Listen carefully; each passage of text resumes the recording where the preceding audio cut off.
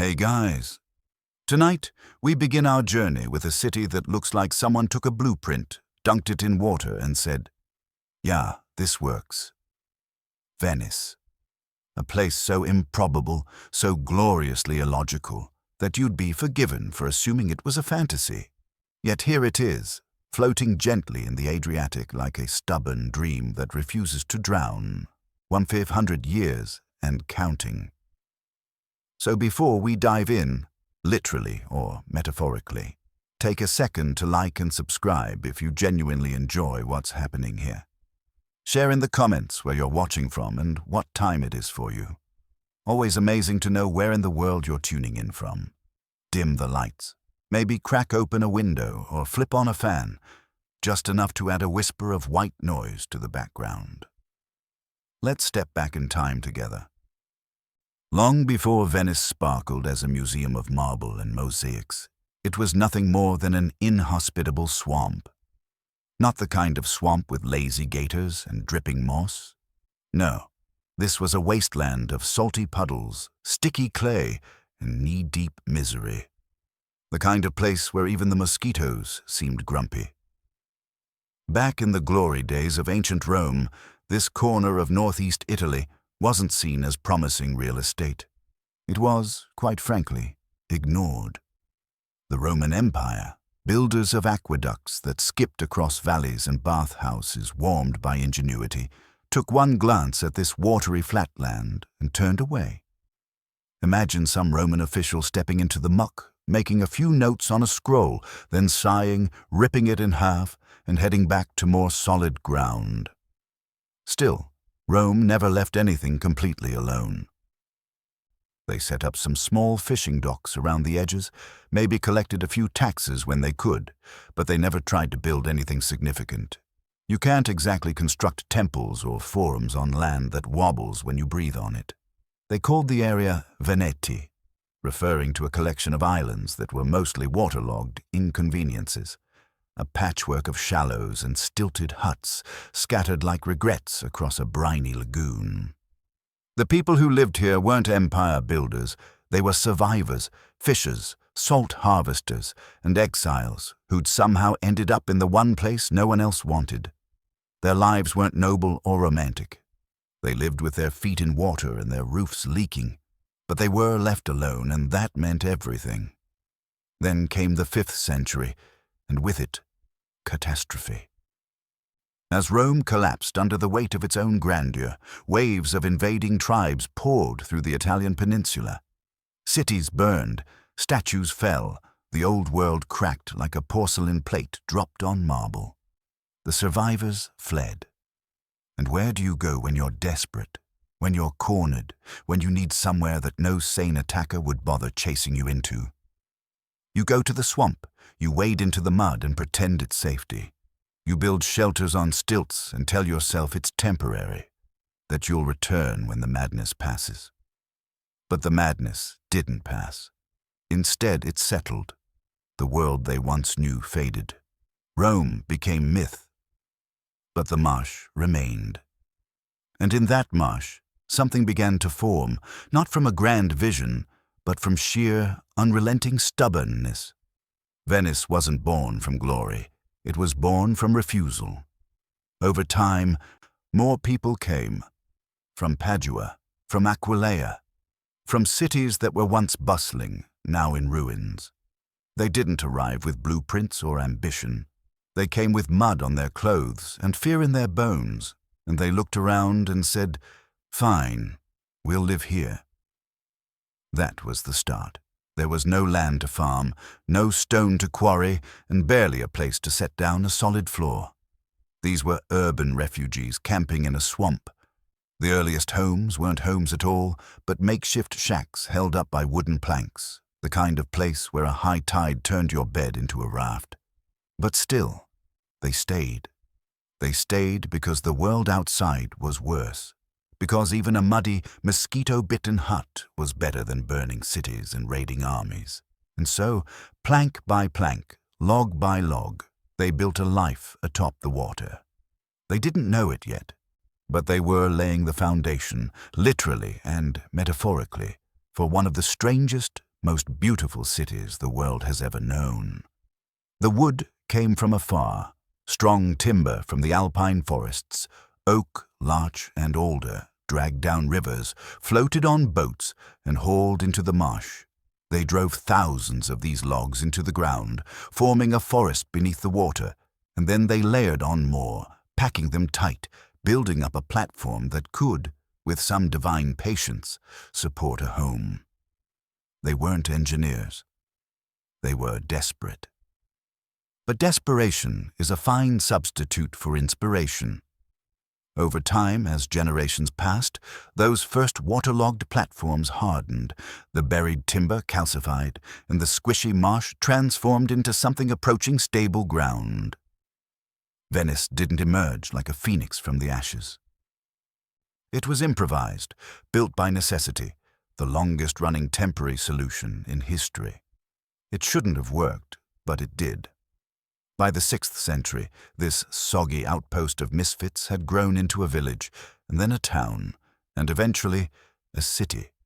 Not a city in the classical sense, with grids and walls and monuments, but a living, breathing puzzle. A place where nothing made sense, and yet everything functioned, somehow, and they weren't done. By the time the 7th century rolled around, what had started as a last-ditch hideout began to resemble an actual settlement. Not just a scatter of huts on stilts, but a cluster of neighborhoods forming a strange, stilted community where solid ground didn't exist, and no one seemed to care. If the rest of the world looked at Venice and saw a soggy disaster, the Venetians looked back and saw potential. The lagoon floor, of course, didn't make things easy. It was a chaotic soup of clay and silt that shifted underfoot. Twice a day, tides rearranged the very foundation of their lives. Most people would have taken this as a cosmic hint to leave. But the Venetians, they took it as a challenge. Instead of fleeing, they went all in. They began to hammer not hundreds, but millions of wooden piles into the seabed. Every home, every church, every storehouse stood above a forest of timber, driven deep into the underwater mud. Each stake was placed by hand, pounded with oversized mallets, muscles aching and fingers raw. It wasn't construction, it was defiance, and somehow it worked. Beneath every building in Venice lies this hidden empire of wood, and because oxygen doesn't reach those underwater logs, they didn't rot. Over the centuries, minerals seeped into the timber, fossilizing it. Dead trees turned to stone, quietly holding up civilization. But wood alone wasn't enough. The next step was stone, specifically Istrian limestone. Hauled across the sea from distant quarries, this stone was so dense that salt water couldn't touch it. The Venetians laid slabs of it over the wooden piles, creating stable platforms, like islands floating on timber and bone. It was a balancing act that defied both physics and common sense. They were essentially building multi-story homes on Jenga towers. And yet, the more they built, the more the city stood firm. Churches rose, bell towers stretched toward the sky, warehouses hugged the canals. Everything stood on foundations that had no business supporting anything, and still do to this day. The logistics alone were Herculean. Every stone, every nail, every length of rope had to arrive by boat. No roads, no carts, just coordinated chaos across the water. And yet Venice didn't collapse under its own ambition. It settled, gracefully, like an old nobleman leaning back after too much wine, pretending nothing's wrong. Even though Rome had long since crumbled into memory, its ghost lingered in Venice. The early Venetians salvaged what they could from the mainland ruins. Broken columns, chipped marble, worn bricks, they stripped them from fallen cities and floated them across the lagoon. If Rome had collapsed, Venice would build itself from the pieces. The result was an architectural Frankenstein's monster, bits of Roman grandeur stitched into a watery skeleton. One building might have a column from a Roman villa, a statue from a toppled forum, and a mosaic lifted from some forgotten temple. It was recycling on an imperial scale. they also inherited one of Rome's most brilliant ideas, the arch. Arches don't just look elegant, they're structural poetry, distributing weight, spanning gaps, and holding buildings together with nothing but shape and stubbornness. The Venetians applied them everywhere. Arched bridges, arched doorways, arched foundations, curves became a survival strategy. But even arches weren't enough in a place where the floor moved twice a day. You couldn't exactly pour concrete when your construction site doubled as a tide pool. So the Venetians got creative. They mixed volcanic ash with lime and crushed stone to create a special cement that hardened underwater. A kind of moody, unreliable cousin to Roman concrete, but good enough to hold up cathedrals. As the city grew, so did its identity. Venice wasn't just mimicking Rome. It was becoming something new, a reflection of empire, but shinier, wetter, and with a whole lot more gondolas. The beauty of early Venice wasn't in its originality, it was in its audacity. Where Rome had built monuments on rock, Venice had carved a civilization out of mud and miracles. Every bridge, every square, every sun-drenched tower told the same story. We probably shouldn't be here, but we are. By the 8th century, the swamp had turned into a skyline. What once looked like a random cluster of huts now resembled a city, albeit one scribbled by a distracted artist. No one planned Venice. It just happened. Like mold or coral, it grew organically, spreading from island to island, each part shaped by trade, accident, and stubborn continuity. Villages became neighborhoods, neighborhoods fused into districts, and canals wove through them like veins. There were no streets, at least not in the traditional sense. Waterways were the arteries, bridges were the ligaments, boats were the bloodstream. The people, too, evolved. The muddy refugees had become merchants, fishermen turned into diplomats, salt harvesters became sea captains. They weren't just surviving the swamp anymore, they were mastering it. But the city never stopped being a balancing act. The mud still shifted, the tides still threatened, and the foundations still creaked. So the Venetians doubled down again. More logs, more limestone, more prayers. They built churches that rested on foundations of wood so dense they could support marble domes without sinking, at least on most days. They built canals as highways. Goods, people, gossip, and occasionally the deceased were ferried from one end of the lagoon to the other. There were no walls. Why build walls when you're already surrounded by water? The sea was the wall, the swamp was the moat, and it worked. Invaders couldn't easily march through a lagoon, and even if they tried, they'd probably get stuck or distracted by shellfish. Eventually, the city got itself a doge, a kind of elected nobleman who wore velvet robes and made important decisions, or at least looked good while pretending to. And just like that, Venice declared itself an independent state, not part of Rome, not part of Byzantium, just Venice. A city between two elements, land and water, order and chaos, past and future, and all of it resting on wood, salt, and the audacity to say, this might just work. By the time the 9th century rolled around, Venice had done the unthinkable.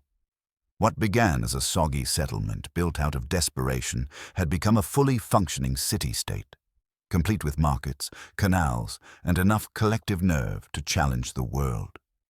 The people who once waded through mud to escape invaders were now sailing across oceans to make deals, dodge pirates, and redefine what a civilization could be. This wasn't just a city anymore. It was an aquatic experiment that had accidentally discovered success. The people weren't landowners. They were masters of the tide. The swamp dwellers had become merchants, seafarers, politicians, and engineers with one shared mission: never touch dry land again. Life in Venice had its own logic. Where most cities built walls for defense, Venice trusted its swampy location to do the job. You didn't need stone ramparts when your backyard was a maze of shifting tides and ankle-deep uncertainty. Anyone trying to invade had to navigate treacherous waters, hidden mud banks, and confusing canals, all while the locals watched from their windows with coffee in hand. But that didn't mean the engineering challenges stopped. If anything, they got bigger. The mud never settled completely. The wood groaned beneath the weight of ambition, and the sea never stopped trying to reclaim what had once been its own. But the Venetians were ready. Every problem was answered the same way: more piles, more platforms, and a healthy dose of denial. The canals became highways, boats replaced roads.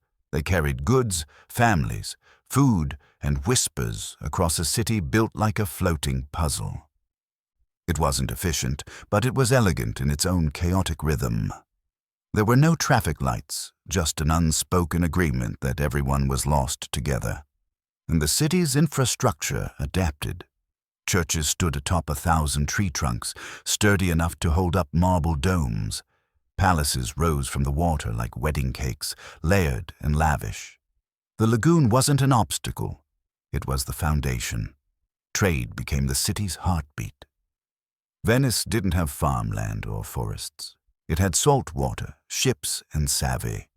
So instead of producing, they transported. Goods flowed through Venice like blood through a heart.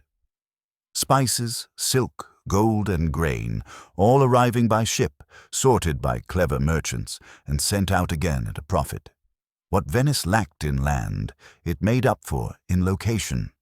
Nestled between the east and west, it became the go-between of empires. Deals were struck on decks. Alliances were made between dock cranes and dinner plates. The city that once couldn't grow its own food was now feeding the economy of half the known world. Their shipyards, most famously the Arsenal, were marvels of efficiency. Giant naval factories centuries ahead of their time, where skilled workers assembled vessels at speeds rivaling modern assembly lines. A single galley could be built in a day, not carved lovingly by hand, but constructed piece by piece like a puzzle with sails. This wasn't just about transportation, it was defense. The Venetian navy was fast, light, and dangerous. Their ships weren't built to conquer, they were built to outmaneuver. Traders with ledgers in one hand and cutlasses in the other. Venice had no standing army, its power floated. And as trade routes expanded, so did the city's identity. Venice wasn't just a swamp city anymore. It was a network, a node, a floating spreadsheet of maritime power. Palaces bloomed along the Grand Canal, each trying to outshine the one next door. Columns twisted, facades shimmered, and every noble family competed to make their home a work of art that defied gravity and taste. It wasn't enough to be rich. You had to prove it in marble and reflection. If your palace didn't make pedestrians gasp or rival merchants weep with jealousy, you weren't really Venetian. The Grand Canal became a showcase of ego and artistry, an aquatic catwalk for architectural excess. Of course, none of this was practical. But Venice wasn't about practicality. It was about performance. It was a city of spectacle, built not just to survive, but to seduce. And it worked. Travelers arrived from across Europe, jaws slack, hearts stolen. They came to see the miracle city, the city that floated, glimmered, and somehow didn't collapse. Government followed the same theme. Venice invented a bureaucracy so dense it made the Roman Senate look like a book club.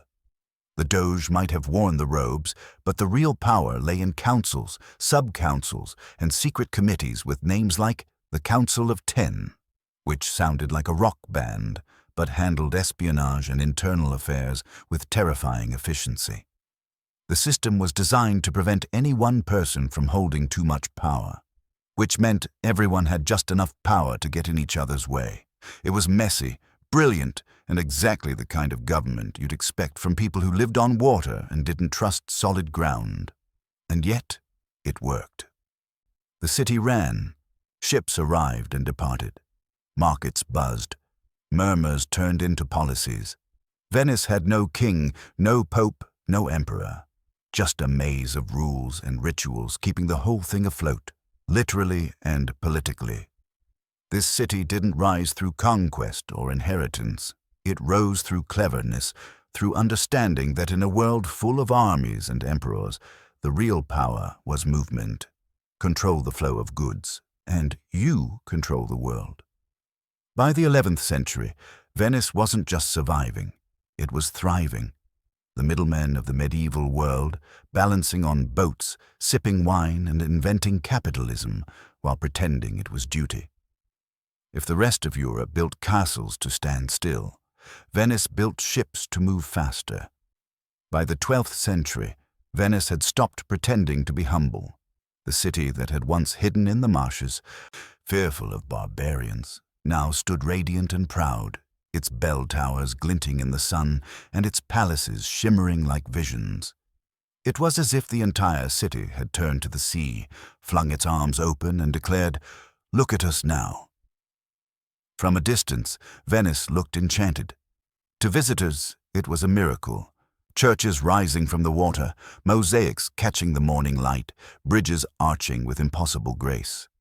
But to the Venetians themselves, it was a carefully maintained illusion. The beauty was real, but it was also heavy, literally. Every palace, every cathedral, every slab of marble added weight to a foundation that was, at its heart, still made of timber jammed into mud. The city was a sculpture balanced on soggy bones. The problem wasn't just flooding anymore, it was gravity, yet the builders didn't stop. They doubled down. Palaces were layered like frosting on a cake. Towers climbed toward the clouds with no consideration for the sludge below. Each new building wasn't just architecture, it was defiance made solid. It was optimism in stone. It was a message to the world that said, "We are not afraid to sink." The Basilica of San Marco, the Doge's palace, the endless string of family mansions along the Grand Canal. Each of them was a testament to beauty winning against probability. They weren't practical. They weren't safe. But they dazzled. Architects obsessed over light. Not just how it entered rooms, but how it danced across the water, how it bounced off windows, how it blinded foreign diplomats just enough to loosen their tongues during negotiations. The goal wasn't shelter. The goal was spectacle. Bridges weren't simply for crossing canals, they were for displaying wealth and charm. Markets were designed like theaters, churches glittered with crushed gemstones, and everything, the squares, the balconies, even the paving stones, was arranged for maximum visual drama. The city itself became a stage, and what a performance it was. But Venice's relationship with water was always a complicated one. The same tides that carried its ships and reflected its buildings also ate away at the very foundations. Salt water, slow and petty, crept into the brickwork. It didn't destroy, it eroded. Molecule by molecule, it hollowed out the city's base with a kind of aquatic spite. The Venetians had a name for it, aqua alta, high water. It wasn't a flood in the usual sense. It was a ritual. A reminder that the sea, for all its generosity, never really let go. So the citizens adapted as they always did. They lifted their furniture to the second floor. They built temporary walkways above flooded plazas. They scraped away barnacles, patched cracks, and whispered soft threats at the tide. Whole crews were hired to argue with the ocean using limestone and prayer. Even the toughest materials, like the famed Istrian stone, eventually gave way. Foundations crumbled. Walls dissolved into salty lace, yet no one panicked. Instead, they innovated. They constructed secret barriers, raised thresholds, and designed doors that could hold back the Adriatic for just a few hours more. It was a constant tug-of-war between architecture and chemistry. And Venice played to win, or at least to delay the inevitable. In the quiet moments after a storm, when the moonlight shimmered on flooded squares and the canals lay still like polished mirrors, the city appeared ghostly. Beautiful, yes, but fragile. Like a dream that hadn't realized it was ending. It was this fragility that made Venice iconic. The knowledge that it could vanish made it more precious. By the 13th century, the city had stopped being just a port. It had become an empire with a navy, a treasury, and a bureaucracy so layered it could rival the Byzantines. But even in power, Venice remained practical. It didn't hunger for land. It wanted control of trade, of tides, of timing. The government was a masterpiece of complexity.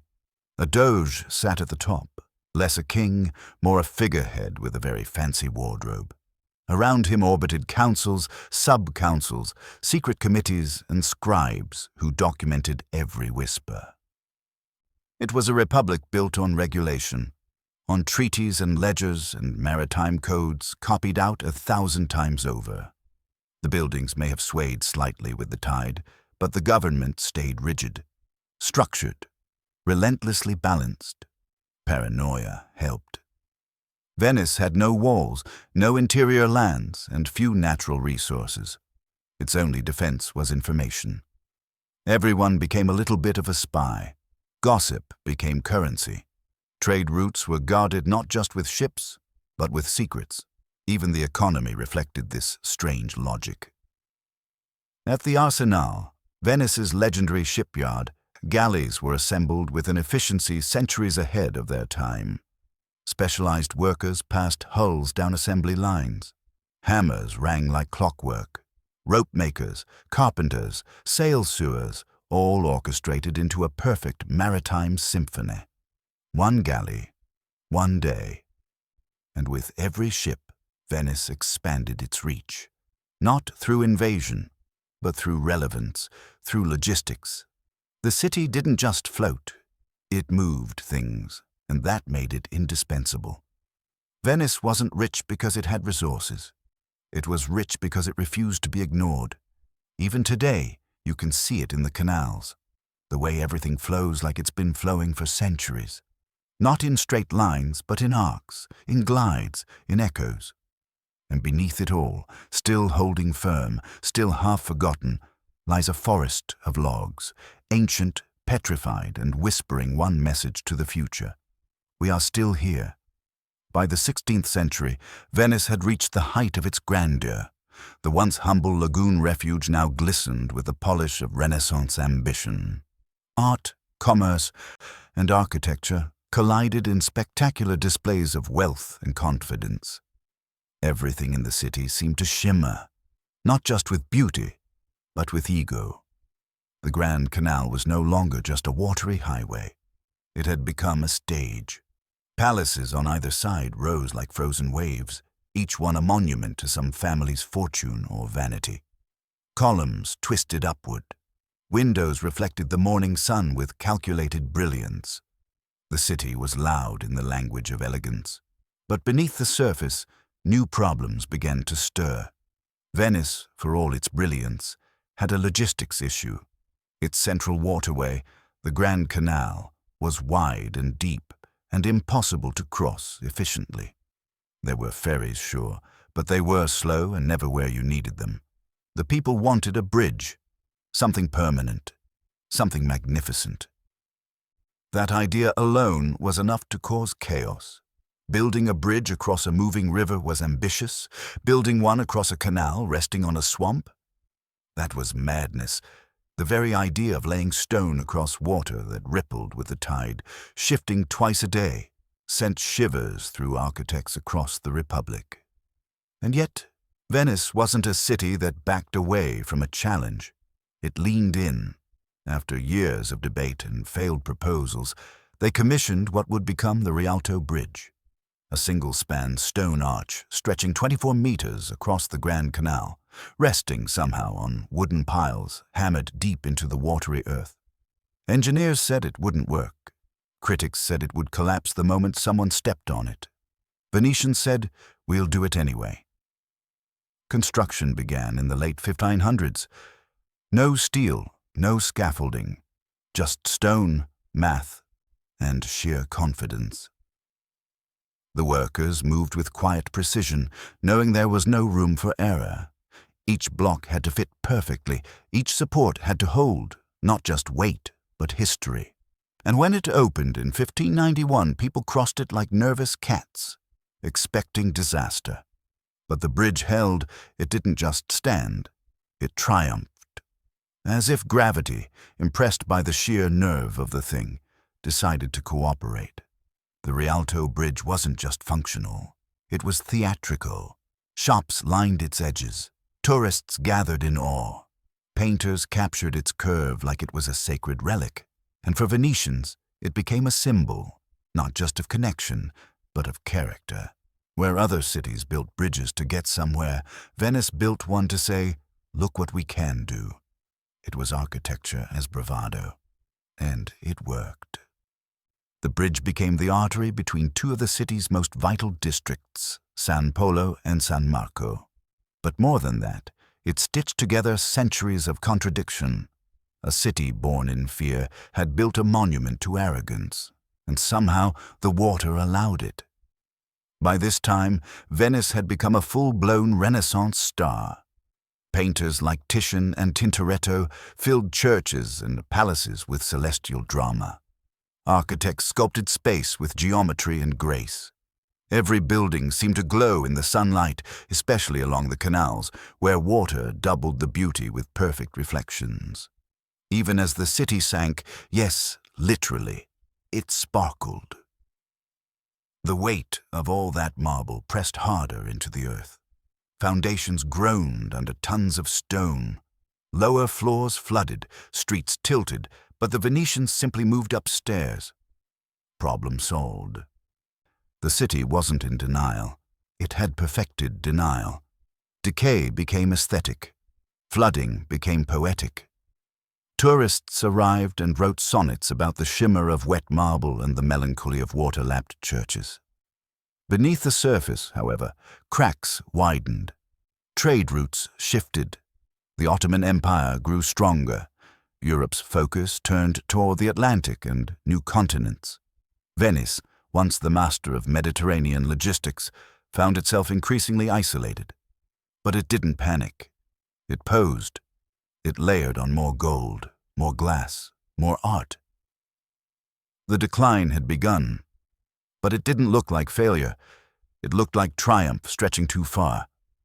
Every new building pressed harder into the mud. Every gilded ceiling brought the city a little lower, and yet the facades grew more elaborate, domes more delicate, bridges more graceful. It was the architectural version of smiling through the pain. Back in the city, life carried on. Gondolas glided past stone lions, merchants haggled over silk and pepper, diplomats gossiped under archways, and all of them pretended the water wasn't rising. Even engineers warned of subsidence, that slow, inevitable sinking, but they were mostly ignored. Beauty had become a distraction, or perhaps a sedative. Still, it wasn't ignorance. It was strategy. The Venetians knew the tides were turning, but rather than fight the sea, they dressed up for it. They gave the city the dignity of elegance in decline. If they were going to fall, they would fall in style. But the miracle was, they didn't fall, not completely. The city kept balancing, stone on wood, wood on mud, dreams on reality. And the longer it lasted, the more people believed it would last forever. Maybe, they whispered, this place really is different. Maybe this city is immune to the usual rules. Because while most cities were built on certainty, solid ground, predictable borders, Venice had been built on contradiction. It wasn't supposed to work. And yet here it was, glittering, sinking, laughing. By the 17th century, Venice had become something else entirely. Not just a city or an empire, not even a republic, really. It was a performance, a sustained illusion, a slow, deliberate waltz with nature, pretending not to hear the creaking beneath its feet. The city no longer expanded. It adorned. Trade had begun to dry up. New sea routes circled the globe, and Venice, once the master of the Mediterranean, was now a glittering cul-de-sac. The ships still came, but fewer. The market still buzzed, but softer. Still, the city did what it had always done best. It endured. But water, as ever, had no interest in pageantry. The sea rose, slowly, steadily. The tides, once manageable, began to push farther inland. Doorways opened directly into canals. Cellars disappeared beneath brine. Marble steps turned into aquatic ramps. Venice had always balanced on denial, but now it had to start negotiating with physics. The response wasn't panic. It was pragmatism. Furniture moved upstairs. Staircases were extended. Businesses added wooden platforms to their storefronts. The water came, and the Venetians adjusted like dancers, learning new choreography. They raised walkways during floods. They tracked the moon with the precision of astronomers. Whole neighborhoods became amphibious. What would be a catastrophe elsewhere was, in Venice, just another Tuesday. High tide, time to put on boots and keep walking. But the slow surrender was real. Salt crept into the city's bones, into its bricks, its mortar, its masterpieces. Walls crumbled from the inside. The lower floors of mansions became ghost levels, sealed off, abandoned, claimed by the lagoon. And still the city smiled. The real tragedy wasn't sudden. It was subtle. Doors shrinking, windows sealed shut, murals flaking where the moisture lingered too long. Beauty under siege by chemistry. Yet even this became part of the myth. Tourists arrived, wide-eyed, enchanted not just by the palaces and gondolas, but by the fragility of it all. Venice became Europe's favorite fading rose, a place too proud to admit it was wilting. Its reflection in the canals shimmered with both majesty and melancholy. And the people, they didn't despair, they adapted. Engineers worked around the clock, proposing new ways to keep the sea at bay. Barriers were built, canals dredged, ancient piles reinforced with modern materials, everything short of moving the city somewhere drier. But in the end, the Venetians didn't fight the water. They reasoned with it, negotiated 1 inch at a time. After all, they'd been doing it for centuries. Meanwhile, above the damp stone and below the crumbling rooftops, life continued. Gondoliers still argued mid-canal. Shopkeepers still gossiped from behind ornate counters. Children still learned to row before they could run. The world may have changed, but Venice refused to change with it. That was its strength and its curse. The government persisted, a relic of more confident times. The Doge still paraded through the city on ceremonial barges, waving like a ghost from a past that wouldn't let go. The palaces were still occupied, at least the upper floors. The embassies still sent representatives, drawn by charm if not power. It wasn't decline. Not exactly. It was transformation. Venice didn't collapse. It evolved into something quieter, more reflective, a gallery of what once was and what might never be again. The real miracle was that it remained, year after year, tide after tide. While other cities crumbled in conquest or burned in war, Venice lingered, its decay too beautiful to dismantle. And so the city became a symbol, not of failure, but of defiance. A city that didn't care what the world thought was possible, that built palaces on mud, that laughed in the face of gravity, that held back the sea with art and music and a boatload of stubbornness. Even in decline it inspired. It glowed at sunset, its domes gilded in gold, its alleys shimmering with damp light. You could still hear the echo of bells over the lagoon, still taste the salt in the air, still get lost between buildings that seemed to lean on each other, like old friends remembering better days. And through it all, Venice kept its dignity. It didn't scream for help. It didn't beg for attention. It simply stayed, floating, smiling, waiting. Because deep down it knew something the rest of the world had forgotten. You don't need to last forever. You just need to leave behind something unforgettable. By the 18th century, Venice had become less of a republic and more of a memory still in motion. It was no longer a power player in world affairs, no longer a dominant trade empire, no longer a feared naval force. But it didn't need to be. Its greatest export now was its image, refined, romantic, and haunting. The world no longer came to Venice to trade. It came to witness. Travelers from every corner of Europe arrived seeking the legendary city of canals and masks. They came for the sunsets reflected in rippling water, for the sound of footsteps echoing through narrow stone alleys, for the eerie stillness of a place that seemed to exist halfway between reality and dream. Writers wrote about it. Poets wept over it. Painters tried to capture it, knowing they never could. The place was too layered, too contradictory. It was not quite living, not quite dying. It stood, trembling with grace. While revolutions burned through the rest of the continent, Venice stayed quiet. It didn't need to rise or fall anymore. It had already become eternal, not in stone, but in myth. Visitors described it as a city lost in time, a place where every building was a ghost and every square a stage. The carnival, once a local tradition of masks and mischief, turned into an international symbol. The masks were no longer just disguises. They were metaphors. Venice had masked itself from decay. It had hidden time behind beauty. Even as the waters continued to creep in, the city didn't resist. It adjusted. It pretended nothing was happening, even as the ground sank another inch. Locals sipped espresso with their feet in puddles. Gondoliers sang while steering through flooded markets. The city's unofficial motto might as well have been, "Yes, it's underwater. No, we're not worried." The tourists called it magical.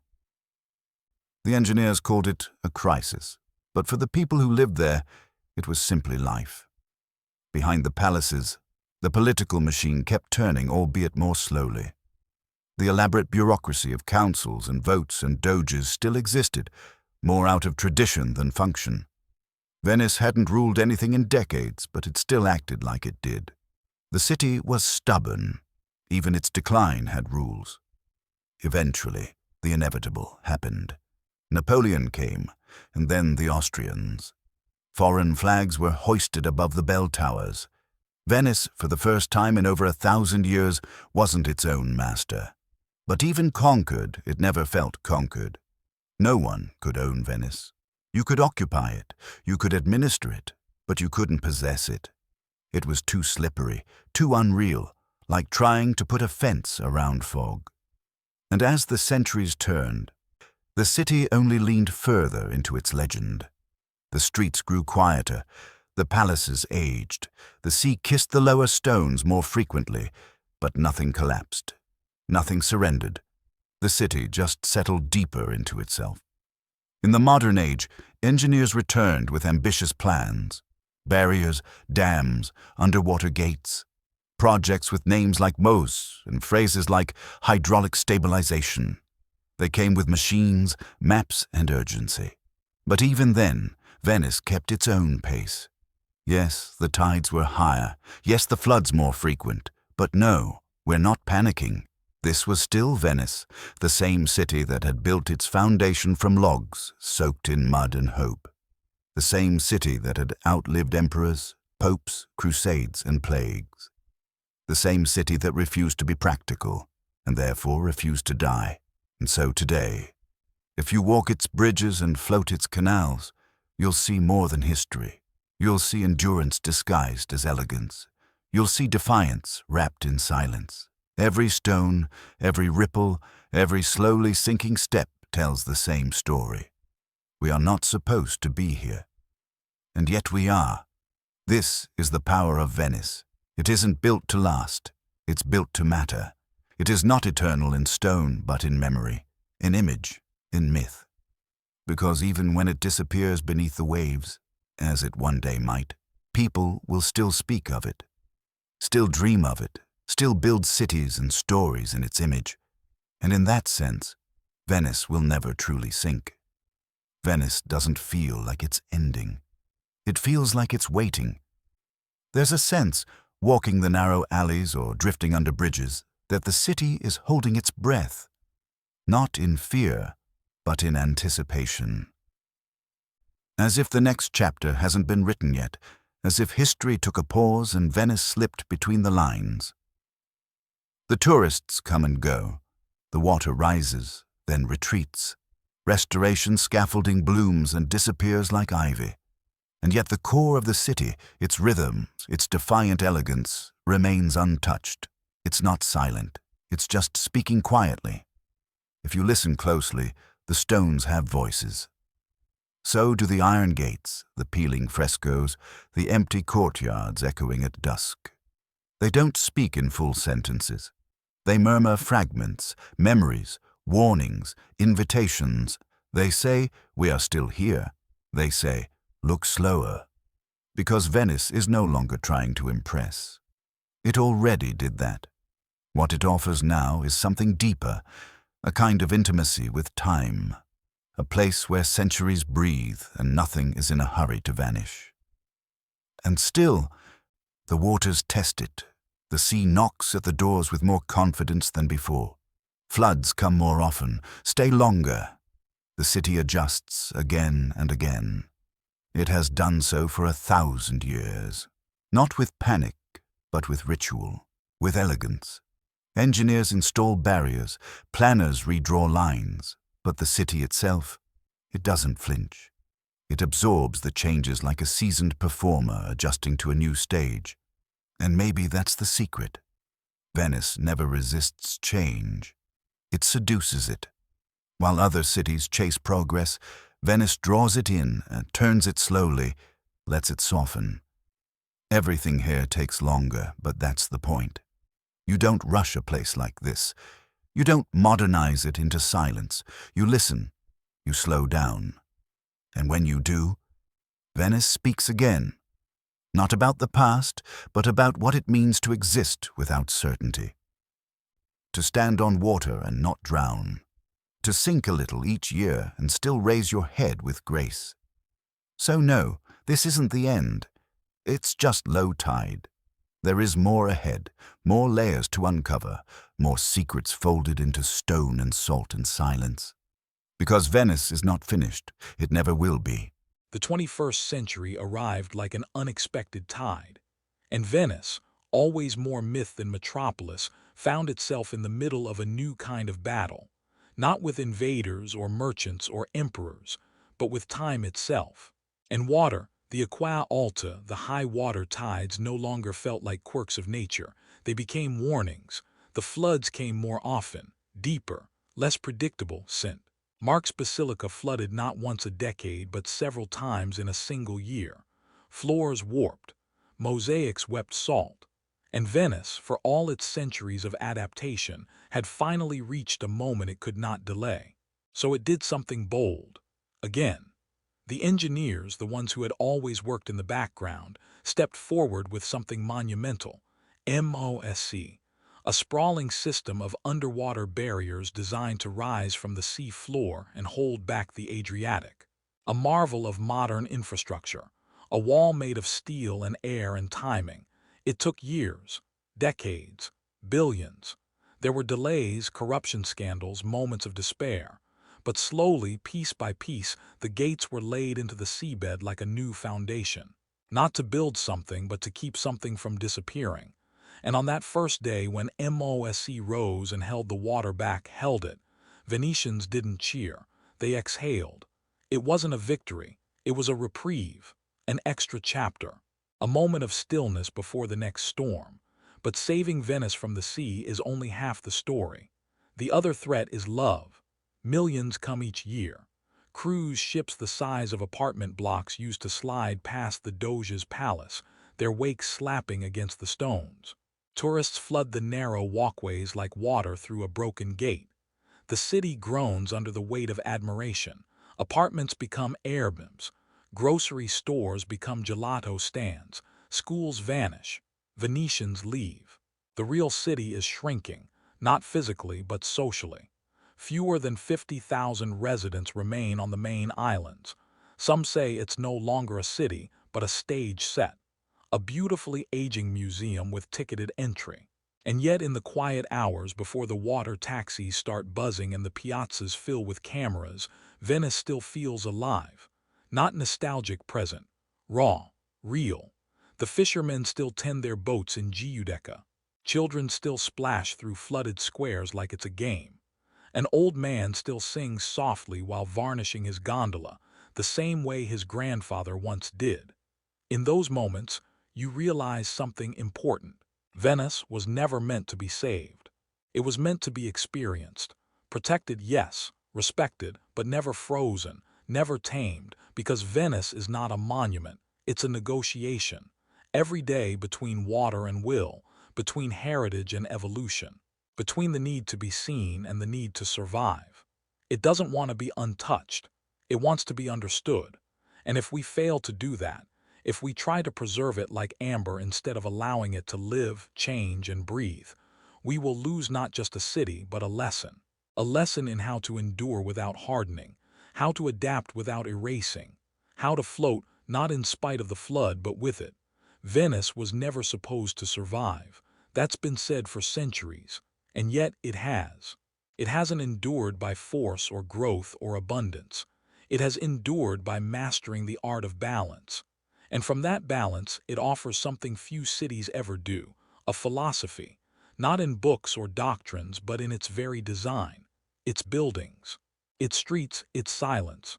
Venice teaches us that fragility is not the opposite of strength. It is a kind of strength, a quieter one, a more honest one. Other cities expand. They demolish and rebuild. They scrape the sky to prove they exist. Venice just sits still, crumbling, glowing, listening. It reminds us that existence doesn't always mean domination. Sometimes it just means presence, attention, reflection. Here nothing is fast, not the boats, not the bureaucracy, not the way shadows stretch across the water in the evening. Venice is what happens when a city chooses grace over speed, stillness over expansion. And somehow that stillness changes people. Visitors lower their voices. They walk slower. They linger at corners just to watch how the light curves along a brick wall. In Venice, even the air feels deliberate. Nothing is accidental, not because it was planned, but because time has edited everything down to the essential. It is a city of illusion, yes, but the illusion isn't deception. It's poetry, mirrors of water where streets should be, palaces resting on wood, bells that ring over a city with no cars, no highways, no roar. The whole place feels like it's about to vanish, and in that it becomes more real. Because Venice isn't just a city you see. It's a city that sees you. It confronts you with its beauty and decay at once, without apology. It doesn't care what you think. It's been judged by emperors and tourists alike, and it has outlasted them all.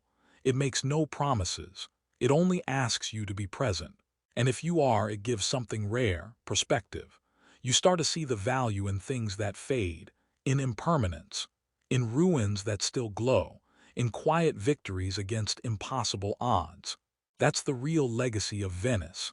Not its art, not its trade empire, not even its architecture, but its example, its demonstration that survival doesn't always require stability. Sometimes it just requires rhythm, a willingness to adjust, a commitment to beauty even when everything is falling apart. Venice teaches us how to be fragile and bold at the same time, how to surrender strategically, how to last just long enough to be unforgettable. Venice is an illusion. It's a city that seems to hover above the water, its weightless domes and floating staircases defying physics, logic, and reason. To walk through Venice is to walk through a dream someone forgot to wake up from. And yet, of all the cities in the world, none feels more real. That's the paradox. Venice, the city of masks, is the most honest of them all. It doesn't hide its decay. It doesn't bury its past. It doesn't try to be new. It simply is ancient, vulnerable, incomplete, and utterly unapologetic. You feel it in the uneven stones beneath your feet, in the way the air tastes of salt and plaster, in how the buildings lean toward each other as if whispering secrets in a language older than memory. There are no straight lines here, No right angles, nothing perfect. And that's the point. In a world where cities are engineered to impress, to be efficient, shiny, symmetrical, Venice is a city that says, no, thank you. It was built before symmetry was worshipped, before zoning codes, before cement and steel. It was built with instinct and fear, with wood and hope. It reminds us that imperfection isn't a flaw, it's a signature. That decay doesn't mean death, it means depth. That stillness doesn't mean stagnation, it means attention. Venice doesn't try to teach these things, it just lives them, quietly, patiently, repeatedly. It knows it's changing, sinking, cracking. It also knows that pretending otherwise would be a lie, and Venice never lies. It might perform. It might exaggerate, it might seduce, but it never lies. Even its beauty is honest because it demands something from you. You don't get to just look at it, you have to move slower, listen longer. Accept that what you see today might not be there tomorrow. A city that forces you to pay attention, to truly notice, is a city that changes you. And that's what Venice does. It doesn't dazzle you with innovation. It humbles you with presence. In a way, Venice is the antidote to the modern world. It makes no promise of efficiency, no offer of speed, no illusion of control. It invites you to surrender, to the tide, to time, to mystery. And maybe that's why people return, why they dream of it even years later, why even those who have never been feel they already know it. Because Venice isn't a place on the map. It's a place inside you.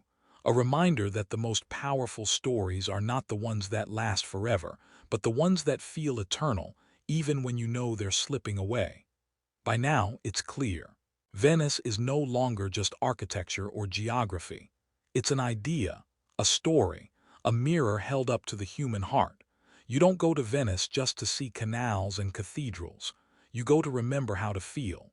Because Venice is everything we try to protect when we know we're losing it. It's beauty in the face of erosion, love in the face of impermanence, art in the middle of chaos. It is what we cling to, not because it will last, but because it's worth clinging to anyway. And in that way, Venice is like love itself. Unstable, messy, always slightly underwater, but still breathtaking. The way the city rises each morning, shrugging off the tide like a silken robe, that's not survival, that's ritual. That's devotion. The citizens who mop their thresholds after a flood. The artists who still paint the fog. The boatmen who guide strangers through mazes of light and reflection. All of them are part of this quiet act of reverence. They know it's slipping, that the sea is patient and the city is tired, but they stay. They choose to stay. And that's the point. Because Venice teaches us something about what it means to care for things that can't be saved, to hold space for the fragile, to find meaning in the maintenance, in the scaffolding, in the brushing away of salt, in the rebuilding, again and again and again. Not because we believe it will last forever, but because it deserves to. There's something sacred in that, in tending to the perishable, in loving what fades, in celebrating the flawed. Venice is not a city you conquer, it's a city you keep company with. You walk beside it, you slow down. You listen to its creaks and sighs, and you understand that it's speaking a language older than resilience. It's speaking the language of care. And care, ultimately, is what Venice is all about. Care for history, for beauty, for memory, for the way the light touches stone, for the sound of water brushing against wood, for the small moments that no one will write down but that make everything else worthwhile. So no, Venice will not last forever. But that's not what makes it special. What makes it special is that it asks us to try anyway, to keep showing up, to keep patching the leaks, to keep believing in the value of the ephemeral, because maybe in the end, Venice isn't just a city. Maybe it's a reminder that the most beautiful things are the ones we choose to hold onto, despite knowing we can't hold them forever. Venice was never meant to stay in Venice. It spilled outward quietly over centuries, not as an empire of armies but as an empire of ideas, of forms, of rhythms. And even now, long after its power faded, the world still moves with traces of it. You see it in cities that borrowed its symmetry, in courtyards and plazas that echo its balance of space and sound. in arches that stretch just a little higher than they need to, because somewhere once in Venice, beauty was a form of resistance.